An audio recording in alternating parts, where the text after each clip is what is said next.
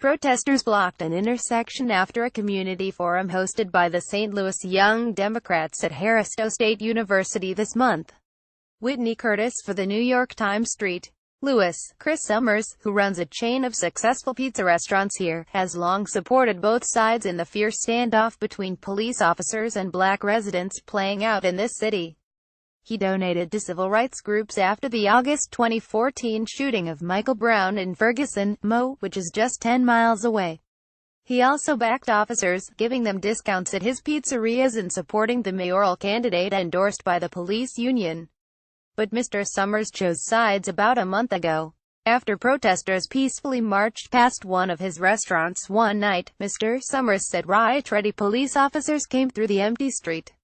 He said they indiscriminately fired pellets, shot tear gas as his patrons dined on the sidewalk and chased after him when he cursed at them to stop. It was an inexplicable and unnecessary show of force in his view. I was an outspoken critic already of the criminalization of being black, said Mr. Summers, who is white. It wasn't as personal until the police tried to wreak havoc on me and my business. Unfortunately, it took that for me to get as angry as I need to be. Mr. Summers, a prominent civic benefactor who owns Pie Pizzeria, assailed the police on social media. He ended discounts for officers and joined a chorus of activists calling on Mayor Whitney Curtis to replace the police chief. In the weeks since, a small but spirited group has taken to the streets of St. Louis and surrounding communities almost every night to protest police violence, inspired by the acquittal last month of Jason Stockley, a white former police officer, in the fatal shooting of Anthony Lamar Smith, who was black. Although the demonstrations have not drawn the crowds or national media attention of those in nearby Ferguson and other cities, the outrage of Mr. Summers reflects the surprising impact they have had. While regional leaders say they are confident the area can thrive economically amid the demonstrations, protest leaders have gotten their attention. The protesters have largely won the public relations battle against the police, who have made some embarrassing missteps in their handling of the demonstrations, and have seized the media narrative, with the local press reporting on their complaints against particular officers and police tactics. With a focus on disrupting the city's economy, the protests have forced the city to pay more than $3 million in police overtime and have led to lost revenue after a couple of major concerts were cancelled. Demonstrations, or even just the fear of them, have prompted grocery stores and malls to temporarily close. And some wonder whether the unrest will harm the region's bid to lure the new Amazon headquarters. State Representative Bruce Franks Jr., right, and other activists in St. Louis observed a moment of silence for Anthony Lamar Smith. Whitney Curtis for the New York Times. Since the protests started, Ms. Curtis, who came to the mayor's job this year lacking a reputation as a racial justice advocate, has vowed to work quickly to enact police reforms and address racial inequities. She has publicly criticized Lawrence O'Toole, the interim police chief she selected, and questioned the tactics his officers employed during the protests, calling for an independent investigation into allegations of brutality, a call that Chief O'Toole joined.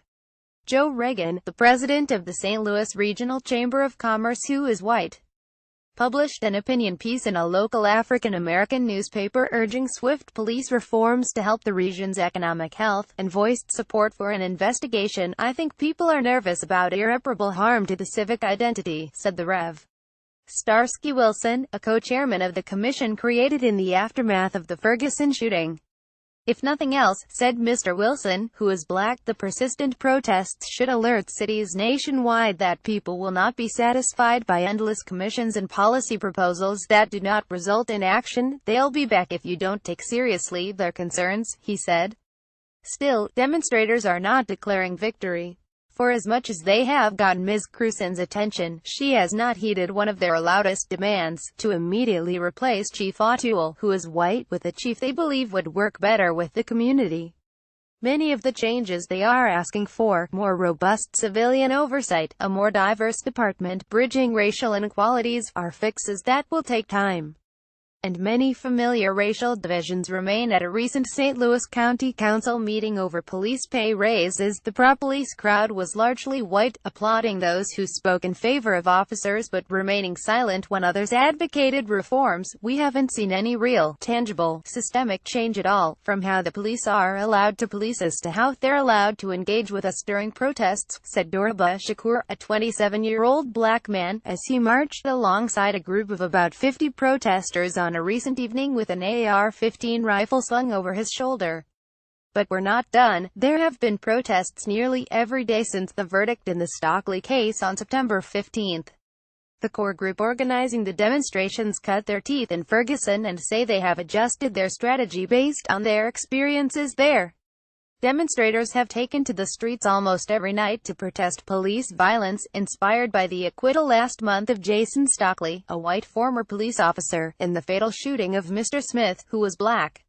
Whitney Curtis for the New York Times. They focus on protests that cause economic disruption, often targeting white neighborhoods. "We are bringing it to the doors of people who do not have to live this life and just giving that little bit of uncomfortableness," said Lachelle Akerin-Getter, a protest leader who is black. "Now you understand what we as black folks feel and why we are out here." The demonstrations employ an element of surprise to throw off the police. They have attracted a diverse crowd and word is spread by live streaming demonstrations online. Ferguson: "We were driven off passion, anger. We were just flat out mad," said Bruce Franks Jr., a state representative who is black, and who began his activism in Ferguson. "Now we're mad, we're still passionate, we're still angry. But we concentrate heavily on strategy now." The demonstrations have made some people afraid to come to this city because they fear that there is chaos and that police officers are afraid to do their jobs, said Brad Waldrop, a real estate developer who is white. Mr. Waldrop is skeptical that the attempt by protesters to apply economic pressure will lead to broad reforms, because of all the municipalities and counties in the region that operate independently. Some of the activists' biggest victories have come at the expense of the police. Officers have made more than 300 arrests, some of them questionable. They have swept up an undercover officer, an Air Force lieutenant, a reporter for the St. Louis Post-Dispatch, and people who were not protesting. The newspaper published accounts of people who said the police struck or pepper-sprayed them after they had been taken to the ground. The police took on more criticism when video captured some officers stealing a protest chant whose streets are streets. Chief O'Toole only made things worse when he later declared that the police had owned tonight. And many were outraged at a photo that showed a suburban police officer with his hand around the throat of an elderly black woman during a demonstration in a shopping mall. The episodes have eroded trust in a force already struggling to improve community relations in a city trying to rein in its high murder rate, residents said. "The police department has taken a black eye," said Heather Taylor, a police sergeant here who is president of the Ethical Society of Police, the union representing black officers. "I think we've earned it." Ms. Cruson, who is white, made the unusual step of publicly criticizing her chief, calling his remarks inflammatory. She requested that the Justice Department investigate allegations of officer misconduct. In their response, "I hear them louder," Ms. Cruson said of the protesters. "I understand them better because we're living this day to day." Follow John Elligan on Twitter at Jelligan.